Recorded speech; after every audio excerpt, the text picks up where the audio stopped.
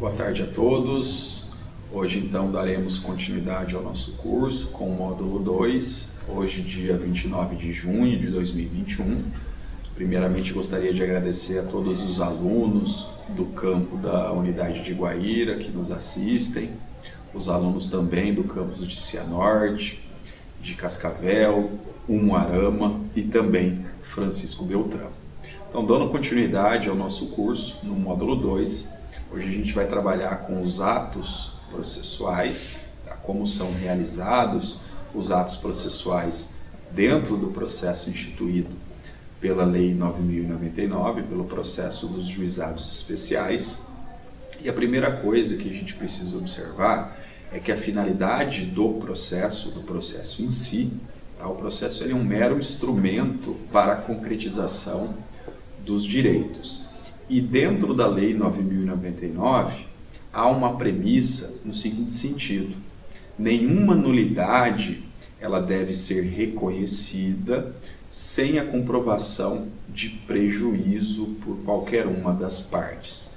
Então, toda vez que um ato processual atingir a sua finalidade, independentemente da forma como ele foi praticado, esse ato é considerado válido. Diferentemente lá do procedimento comum, do procedimento ordinário, o Código de Processo Civil ele estabelece uma formalidade para a realização dos atos processuais. No juizado, como vigora, dentre vários princípios, o princípio da informalidade e o princípio da simplicidade, a legislação ela abrandou, ela afastou a exigência dessas formalidades que são previstas lá no procedimento comum, no Código de Processo Civil, e estabeleceu que os atos processuais possam ser praticados toda vez que eles atingirem os seus objetivos, atingirem a sua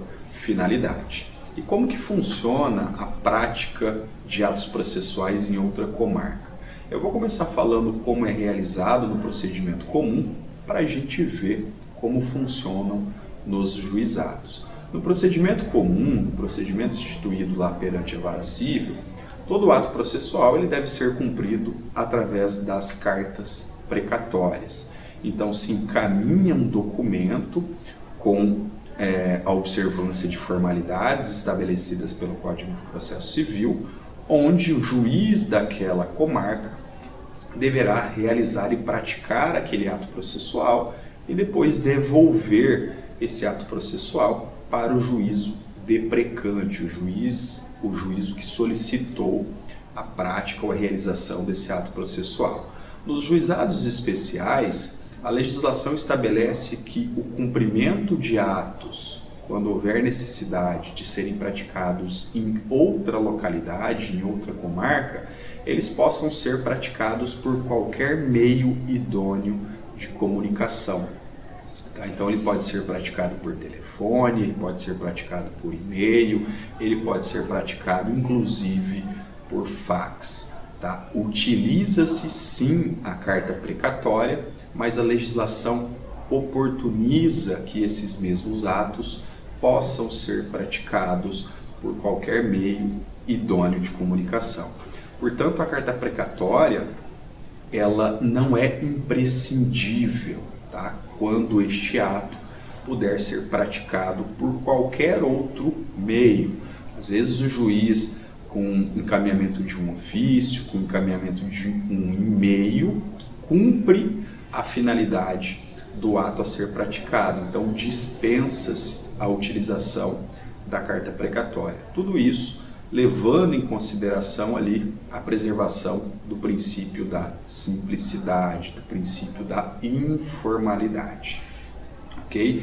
Inclusive, a gente tem um enunciado do FONAGE, o enunciado de número 33, que diz: é dispensável a expedição de carta precatória nos juizados especiais cíveis, cumprindo-se os atos nas demais comarcas, mediante via postal, por ofício do juiz, por fax, por telefone ou por qualquer outro meio idôneo de comunicação. Ok? E da mesma forma, o processo dos juizados, por trazer ali a simplicidade, os atos processuais, nem todos eles são registrados, diferentemente do processo instituído lá na Justiça Comum, tá?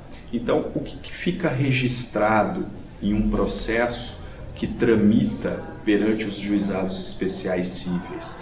Basicamente, a gente tem a ata da audiência, tá? Seja ela de conciliação ou de instrução e julgamento, um resumo do que foi praticado naquele ato processual, se teve acordo, se não teve acordo, se na instrução foram inquiridas testemunhas e ouvidas as partes ou não. Então percebam que o processo ele é mais simplificado no juizado. A lei determina que somente a audiência, a ata da audiência e a sentença, esses atos processuais sejam registrados. Os demais dispensa-se o registro, diferentemente do que ocorre lá na Justiça Comum, tá? No procedimento instituído na vara civil. E como que funciona ou como é feito o pedido? A gente já falou isso lá no módulo 1, na aula de ontem, tá? Mas o pedido, como já mencionei aqui, ele pode ser feito de forma oral, sem a necessidade da contratação de advogado, nas causas que não exceder 20 salários mínimos. Ele deverá ser escrito nas causas que superar 20 salários mínimos, ou se a parte preferir que seu pedido seja processado e apresentado via advogado, inclusive nas causas que não excedem 20 salários. E esse pedido, como processo instituído pela simplicidade, ele deve constar de forma bastante simples, de forma bastante acessível, basicamente, tá? O nome, a qualificação e o endereço das partes, nome, a qualificação e endereço da parte autora, nome, qualificação e endereço da parte ré, os fatos e os fundamentos jurídicos de forma bem sucinta, tá? Diferentemente do que ocorre lá no procedimento comum, e por fim, o objeto a que se busca a pretensão judicial e o valor da demanda, tá? Então, vamos colocar aqui um exemplo para ilustrar essa situação. Eu tenho um acidente de trânsito, preciso ingressar com uma ação para solicitar o ressarcimento dos prejuízos causados, então eu vou informar ao juiz de forma bem simples quem são as partes, quem é o autor, quem está cobrando, quem é o réu, aonde o réu pode ser citado, quais os fatos que originaram o meu pedido, vou descrever ali como aconteceu o acidente e vou atribuir um valor à minha demanda. O prejuízo para fazer o conserto do meu veículo fica em 20 mil reais, fica em 10 mil reais. Esse é o pedido, essa é a petição inicial que deve ser encaminhada ao juizado especial civil. E uma vez realizado, registrado esse pedido, tá? A própria secretaria, de acordo com a legislação 9.099, ela deve designar uma sessão de conciliação em um prazo de até 15 dias. Tá? Hoje, basicamente, todos os estados já utilizam sistema informatizado. Então, quem faz esse gerenciamento é o próprio processo eletrônico. Então, toda vez que você protocola uma ação perante os juizados especiais cíveis, ao final, ao você terminar o cadastro da sua petição inicial e enviá-la ao juizado, o próprio sistema já faz a designação de uma audiência de conciliação. Então, o primeiro ato processual que é marcado nos juizados especiais ou no processo instituído pelos juizados especiais é a audiência de conciliação. E qual é a finalidade dessa audiência de conciliação? Justamente buscar um acordo, buscar uma negociação com as partes para que possa ser solucionado o problema. Então, o conciliador ele vai chegar nas partes e vai dizer: o pedido do autor é X, o réu tem alguma proposta a fazer para que esse problema, para que essa situação seja resolvida. Então, se nesse primeiro ato processual as partes acordarem em estabelecer um acordo, o processo é encerrado ali mesmo. A gente vai trabalhar daqui a pouco com audiência de conciliação, instrução e julgamento, mas antes disso, vamos ver como funcionam as citações e as intimações dentro do processo dos juizados especiais. A citação, que é o ato processual pela qual se dá ciência à outra parte, então a pessoa será citada de que contra ela existe um processo judicial, até para que ela possa ter conhecimento dos fatos que são descritos na petição inicial, qual é o valor que está sendo cobrado nesta ação e principalmente quais são os pedidos realizados pelo autor. De acordo com a Lei 9.099, a citação nos juizados especiais, ela deve ser feita primeiramente por via postal, com aviso de recebimento. Então ela vai ser encaminhada por correio, você vai assinar aquele AR, que é o aviso de recebimento, e a partir desse momento você é considerado citado. Tá? Então não se utiliza como regra ou como primeira opção a citação por oficial de justiça, e sim a citação postal. Agora, quando não for localizado ou quando for ineficiente a citação postal, os correios não conseguiram localizar a parte ré, aí sim você pode solicitar ao juiz que esta citação seja feita por oficial de justiça. Mas a própria legislação estabelece que essa citação, mesmo que por oficial de justiça, ela seja feita quando necessário, independentemente de mandado judicial. Ou seja, o oficial com cópia da petição inicial pode lá localizar a parte contrária e dar ciência de que contra ela existe um processo judicial, bem como notificá-la da audiência que foi designada logo no protocolo do pedido inicial. Tá? Lembrando que nos juizados especiais cíveis inexiste ou é vedado a utilização da citação por edital. Tá? E para aqueles que são aí do primeiro ano, do segundo ano, que não estudaram o processo civil ainda, o que é a citação por edital? A citação por edital é utilizada quando você não consegue localizar a parte contrária, você não consegue fazer a citação do réu por ele estar em local incerto e não sabido, ou seja, ele mudou-se de endereço e você não tem mais conhecimento do paradeiro daquela pessoa. Então você solicita ao juiz que essa citação, chamada também de citação ficta, ela seja publicada no Diário Oficial e presume-se, a partir do transcurso do prazo, que aquela pessoa foi cientificada, que aquela pessoa foi citada e, a partir desse momento, o processo tem início, o processo começa a se desenvolver a partir da citação da parte contrária. No âmbito dos juizados especiais cíveis, é vedado a utilização de citação por edital. Tá? Então, se você não tiver o endereço da parte contrária ou ele estiver em local incerto e não sabido, você já sabe que você não pode se utilizar de um processo perante os juizados especiais, uma vez que ele não admite esse tipo de citação. Logo, a sua alternativa será apenas mover uma ação lá no procedimento comum. E como funcionam as intimações? As intimações, diferentemente da citação, que é ato que dá ali o conhecimento à parte contrária de um processo existente, as intimações elas são feitas justamente para notificar as partes da realização de um ato processual. Tá? E a Lei 9.099, ela estabelece que as intimações sejam feitas na mesma forma prevista para as citações, por via postal, regra geral, e na sua impossibilidade, a utilização por oficial de justiça. Tá? Inclusive, a gente tem um enunciado do FONAGE, o enunciado de número 5, que estabelece lá que a correspondência ou a contrafé recebida no endereço da parte ré, ela é eficaz para efeitos de citação, desde que seja identificado o seu recebedor.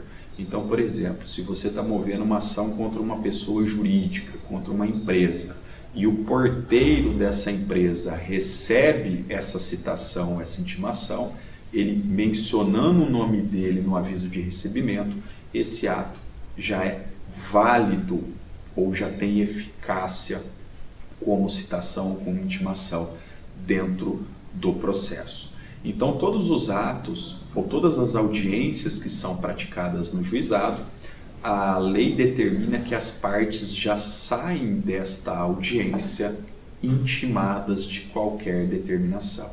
Então, por exemplo, se não foi obtida a conciliação, que é a primeira audiência realizada no âmbito dos juizados, e neste mesmo ato foi determinado a parte a apresentação de defesa, apresentação de contestação ou até mesmo a designação de uma audiência de instrução, presume-se que as partes já saem dali intimadas desta determinação. Então você não vai esperar receber uma carta por correio, porque na própria audiência já ficou consignado esta questão. E como que funciona ou como que ocorre a revelia, pessoal? A revelia, diferentemente do procedimento comum, no juizado ela tem uma especificidade, tá? Ela acontece de forma diferente. Primeiro, o que é a revelia? Quais são os efeitos da revelia?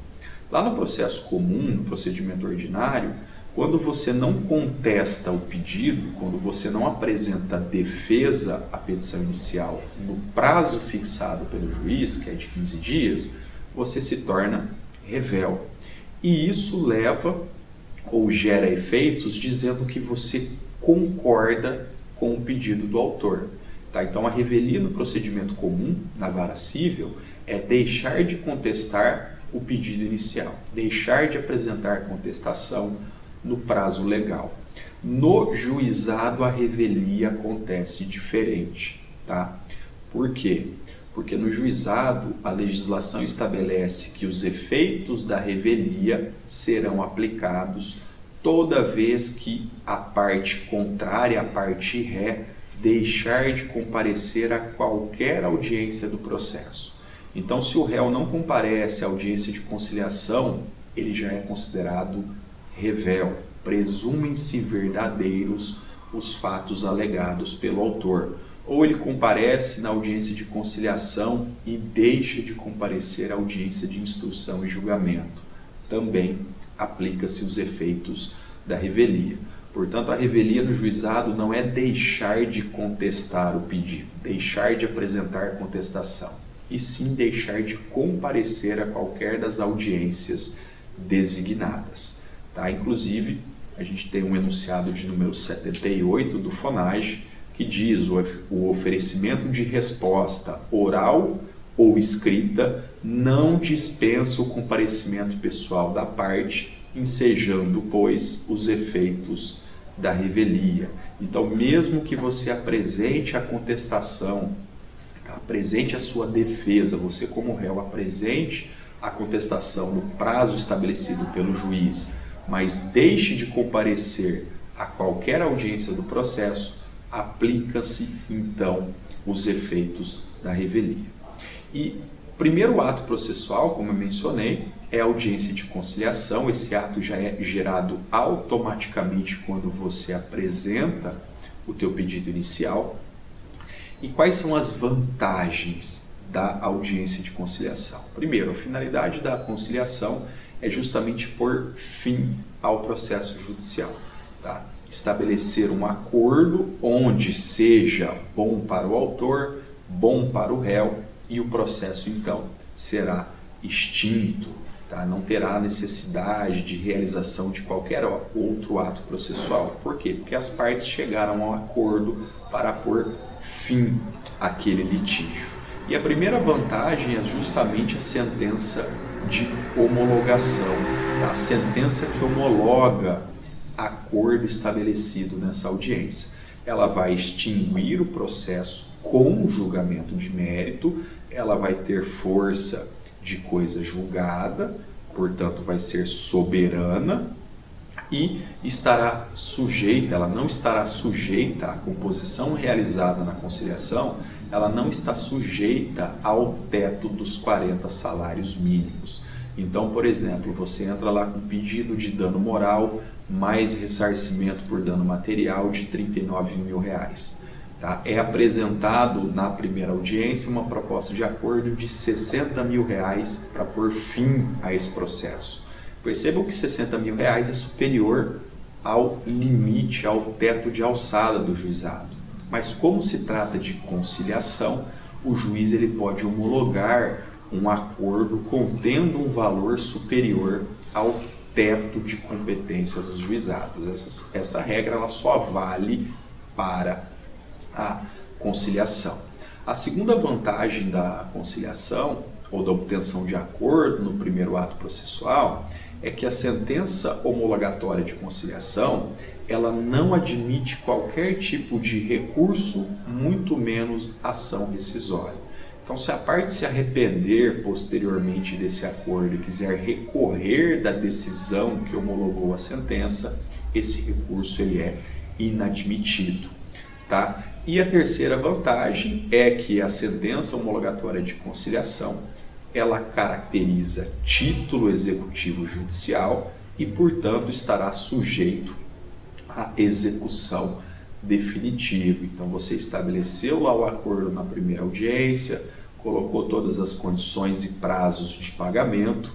Quando o réu deixa de cumprir qualquer das condições, você pode dar início, então, ao cumprimento daquele acordo, exigir, através de atos dentro do processo de execução, que o réu seja forçado a pagar o que foi convencionado nesta transação, neste acordo.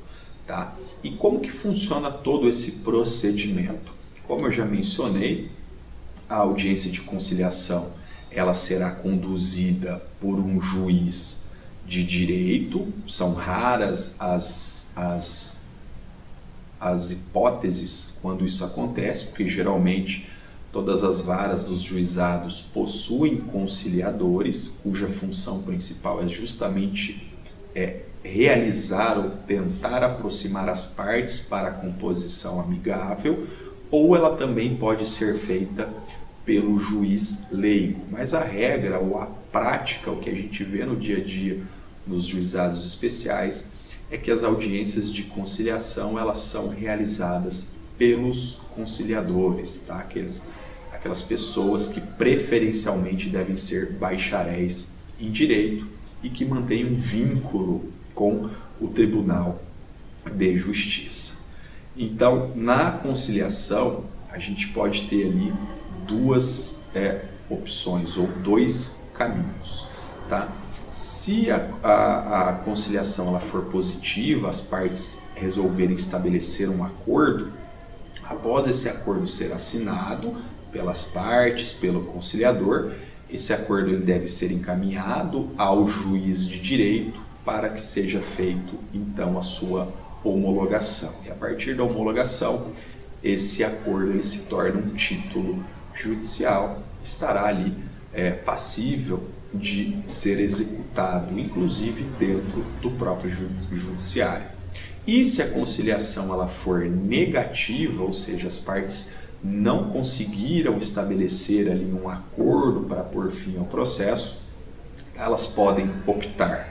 A primeira opção, se for negativa, elas podem optar pela instituição do juízo arbitral. Tá? O árbitro deverá ser escolhido entre os juízes leigos que atuam perante aquele juizado, que irá proferir ali um laudo arbitral e será homologado pelo juiz de direito. Está previsto lá na Lei 9.307 de 1996. Agora, se eles não tiverem interesse, e essa é uma situação bastante rara, quase que impossível de ser visualizada na prática ou no dia a dia dos juizados especiais, não obtida a conciliação, não obtido o acordo, e se as partes não resolverem instituir o procedimento arbitral, tá? Proceder-se-á imediatamente à audiência de instrução e julgamento, desde que não resulte prejuízo para a defesa.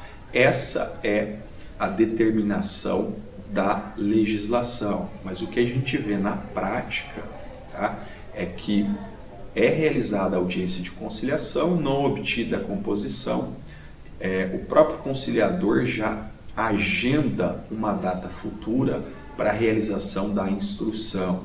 E essa segunda audiência, tá, chamada de instrução e julgamento, é justamente o ato processual onde todas as provas devem ser apresentadas e colhidas. Então, se você precisar juntar documento, ouvir testemunha ou fazer qualquer tipo de requerimento, deverá ser feito até a abertura da audiência de instrução e julgamento. Tá? Então, todas as provas elas são colhidas na audiência de instrução. Existem algumas comarcas que utilizam esse procedimento único. É designado conciliação e no próprio mandado de citação já consta: não obtida a conciliação, passará imediatamente à realização da instrução. O que isso quer dizer? Eles fazem a reunião em um único ato processual para se resolver aquele processo. Então, se tiver acordo, o processo termina ali. Não obtido o acordo, passa-se então a inquirir as partes, inquirir as testemunhas e, se possível, se tiver tempo hábil, o próprio juiz leigo ou o juiz de direito já profere uma decisão. Então, a pessoa já sai daquele ato processual com um resultado sobre o seu pedido. Tá? Não são todas as comarcas que adotam este procedimento. Tá? Na prática, ou pelo menos o que acontece aqui em Guaíra, é a designação de uma audiência de conciliação. Não obtida a conciliação, na própria audiência já é designada a instrução, você já sai de lá intimado e retorna apenas para a inquirição das testemunhas e para a oitiva das partes. Então, se o demandado ele não comparecer, o demandado é o réu, tá? A pessoa contra a qual você está propondo a ação, se ele não comparecer ou se ele se recusar a participar da conciliação, da audiência, o juiz irá proferir a sentença diretamente. Tá? Como eu já mencionei anteriormente, aplica-se então os efeitos da revelia, presumem-se verdadeiros os fatos alegados pelo autor e a parte autora já recebe do Poder Judiciário, caso o réu não compareça ou se recuse a participar, ele vai sofrer as consequências, inclusive podendo ter contra si um pronunciamento judicial desfavorável. Então, a conciliação ela é o principal ato do processo perante o juizado. Tá? A gente tem, inclusive com projetos de iniciativa do Tribunal de Justiça, chamada Semana da Conciliação, onde são feitos multirões de processos que já se arrastam há anos no juizado, justamente para tentar resolver essas demandas através de um acordo, através de uma composição amigável. Mas nem sempre essa audiência de conciliação ela consegue atingir a sua finalidade. Nem sempre as partes estão dispostas a realizar um acordo neste primeiro ato processual. E como eu já mencionei, o segundo ato processual, que é realizado no âmbito dos juizados especiais, é a audiência de instrução e julgamento. Essa audiência em específico, ela não pode ser conduzida por um conciliador, ela deve ser presidida e conduzida ou por um juiz de direito ou pelo juiz leigo, que é aquele bacharel e advogado com prática ou com experiência de pelo menos 5 anos, que irá conduzir e realizar todos os atos processuais nesta audiência. Tá? Então, como que funciona essa audiência de instrução e julgamento? Iniciada a audiência de instrução e julgamento, o juiz leigo ou o juiz de direito, ele irá ouvir as partes. Então, primeiro ele vai colher ali o depoimento da parte autora, depois ele vai colher o depoimento da parte ré, depois ele vai inquirir as testemunhas, tá? Primeiro as testemunhas da parte autora, depois as testemunhas da parte ré, lembrando que a Lei 9.099 ela estabelece um número máximo de testemunhas, você só pode arrolar 3 testemunhas, você não pode levar 4, 5, 10 ou 15, tá? Diferentemente lá do procedimento comum, que o número é maior, inclusive para cada fato. No juizado, o limite máximo que você pode levar de testemunhas é até 3. E todas as demais provas que forem ou que devam ser apresentadas, elas precisam ser apresentadas na audiência de instrução. Então, se você tiver lá um documento que comprova alguma conduta a seu benefício pela parte ré, você deve juntar ou apresentar esse documento na audiência de instrução. Por quê? Porque esse ato ele faz a concentração da produção de provas. Então, todas as provas produzidas no processo do juizado devem ser realizadas na audiência de instrução. Tá? E se não for possível ouvir todo mundo no mesmo dia, seja porque atrasou, seja porque o horário se estendeu, é possível que o juiz faça a redesignação ou uma audiência de continuação para inquirir ou para ouvir as testemunhas faltantes. Isso quando não for possível ouvir ou inquirir todo mundo na mesma data. Tá? E também não é em todas as comarcas que isso funciona. Aqui em Guaíra teve uma época que era uma situação comum. Ao término da instrução, o juiz leigo ele já vai proferir a sentença. Então você já sai dessa audiência com o pronunciamento judicial. Caso isso não seja possível, caso o juiz não consiga proferir a decisão em audiência, a legislação estabelece que essa sentença ela deve ser proferida em até 10 dias após a realização da instrução da audiência de instrução e julgamento.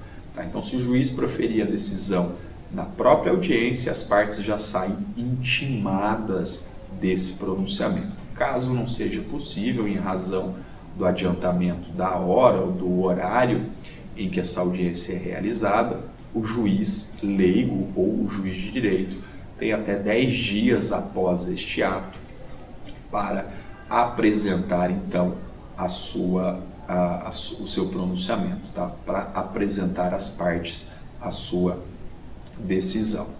Bom, este era o tema que a gente iria trabalhar no módulo 2, tá? A partir de amanhã, dia 30 de junho, a gente inicia o módulo 3, a gente vai falar então da defesa e das provas, como deve ser feita, o que é contemplado na contestação dentro do processo que tramita nos juizados especiais, quais os meios de prova que são admitidos dentro desse procedimento, como são realizados os julgamentos e principalmente os recursos cabíveis no juizado, e a gente encerra o nosso módulo 3 na data de amanhã falando da sentença, tá? Quais os requisitos que a Lei 9.099 estabelece para a realização ou para a sentença, para ela ter validade, ok? Lembrando que vocês têm uma atividade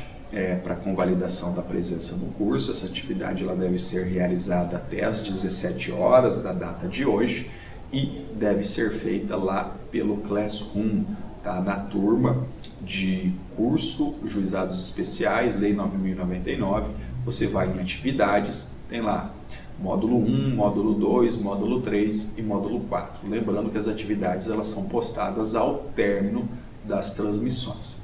E qualquer tipo de pergunta ou dúvidas eu irei responder pelo chat da transmissão lá do YouTube após o encerramento desta transmissão.